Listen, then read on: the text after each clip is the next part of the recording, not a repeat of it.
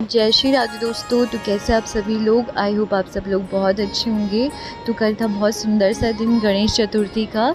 तो इस शुभ अवसर पर माँ चंडिका देवी 14 साल बाद अपने गर्भगृह से भ्रमण के लिए बाहर निकल रही थी। तो हमने कहा क्यों ना हम भी इस पल का साक्षी बने। तो हम भी पहुँच गए थे सिमली गाँव, जो कि कर्णप्रयाग से 5-6 किलोमीटर की दूरी पर है। और वहाँ पे भक्तगणों की इतनी भीड़ थी कि मन बहुत खुश हो गया था देखकर। और फिर यहाँ पर कुछ महिलाएं थी, बुजुर्ग महिलाएं, जो कि माता रानी और लाटू देवता की प्रतीक्षा में कुछ लोकगीत और कुछ जागर गा रही थी। तो मेरी समझ में भी कुछ थोड़ा बहुत आया और सभी श्रद्धालुगण का इंतज़ार ख़त्म हुआ और 12:30 बजे करीबन ढोल दमाओं और जयकारों के साथ बसवाली गांव के लाटू देवता अपनी बहन राजराजेश्वरी चंडिका देवी से मिलने और उनसे भेंट करने के लिए मंदिर परिसर में पहुंच चुके थे। फिर उसके बाद माँ के गर्भगृह में पूजा अर्चना शुरू हो गई। तो इसके साथ साथ मैं आपको बता देती हूँ कि जो माँ चंडिका देवी है वो 7 गाँव की देवी है, जिसमें सेनू गाँव, सिमली, जाग, सुंदर गाँव, कोहली और पुरियानी आता है। और ग्राम गैरोली है, तो वहाँ के लोग यहाँ के मुख्य पुजारी हैं, गैरोला लोग। फिर फिर 1 बजे करीबन माँ अपने गर्भगृह से बाहर आई और सभी का इंतज़ार ख़त्म हुआ। तो मैं बता नहीं सकती हूँ उस क्षण को, अपने शब्दों में बयान नहीं कर सकती हूँ आपके सामने कि वहाँ का जो मंदिर परिसर था वो पहले तो जयकारों से गूंज उठा था। और माता रानी का जैसे पशवा बाहर निकला, वैसे ही मंदिर परिसर में मौजूद हर एक श्रद्धालु भाव विभोर हो गया था और माँ का दिव्य रूप देखकर चारों तरफ जयकारों से सिमली गांव था ना, जो गूंज उठा था। फिर अभी तो माँ 14 साल बाद 10 महीने के लिए अपने सभी श्रद्धालुओं का कल्याण करने के लिए यात्रा पर निकलती है। फिर 1 बजे करीबन माँ मंदिर परिसर के पास बने बनातोली में विराजमान हुई और 3 दिन तक वो यहीं पर रहेंगी और यहीं पर अपने श्रद्धालुओं को दर्शन देंगी।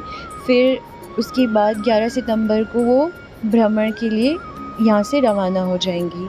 तो यहाँ पर ताई जी और आंटी सेब वगैरह लेके आए थे। तो फिर माता रानी का थोड़ा सा दर्शन जब देख करा, तो उसके बाद हमको भी थोड़ा सा भूख लग गई थी। तो हमने कहा क्यों ना हम भी मुंह मीठा कर लें। तो हम थोड़ा 1-2 सेब थे तो आपस में बांट लेते हैं।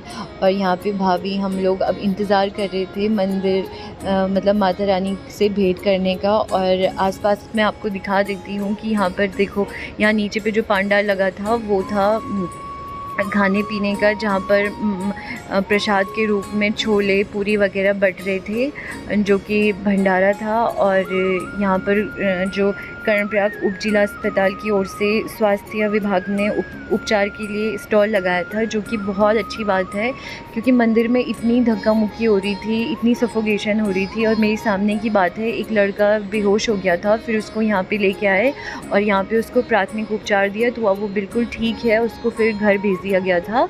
तो ये बहुत अच्छी पहल थी जो कि करी। और यहाँ पे पानी की भी उचित व्यवस्था थी मंदिर में, और बच्चों के लिए सांस्कृतिक कार्यक्रम भी चल रहे थे।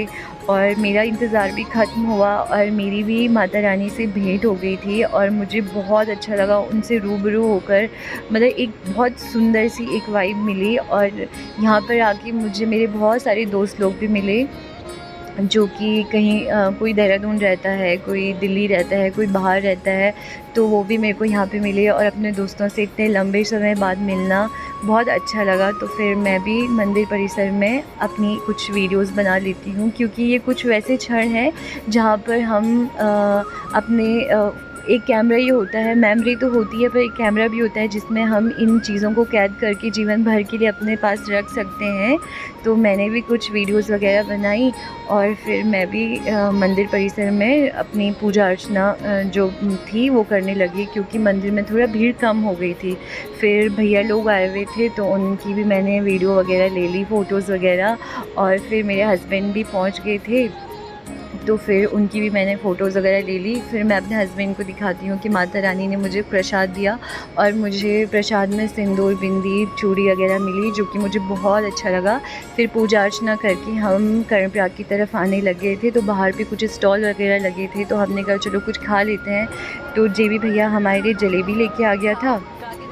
फिर इनको जलेबी वैसे उतनी पसंद तो नहीं है, पर इन्होंने कहा चलो खा लेते हैं। और भैया और मेरे हस्बैंड यहाँ पे जलेबी के लुत्फ़ ले रहे थे।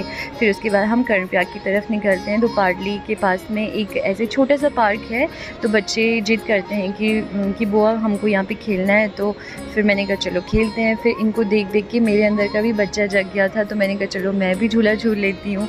फिर उसके बाद बारिश आने लगी थी, तो फिर हमने कहा फटाफट से कर्णप्रयाग की तरफ रवाना हो जाते हैं, क्योंकि रास्ता बंद होने का भी टेंशन रहती है क्योंकि बारिश आ रही है। तो चलो मिलते हैं आपको नेक्स्ट मिनी व्लॉग में। Bye bye.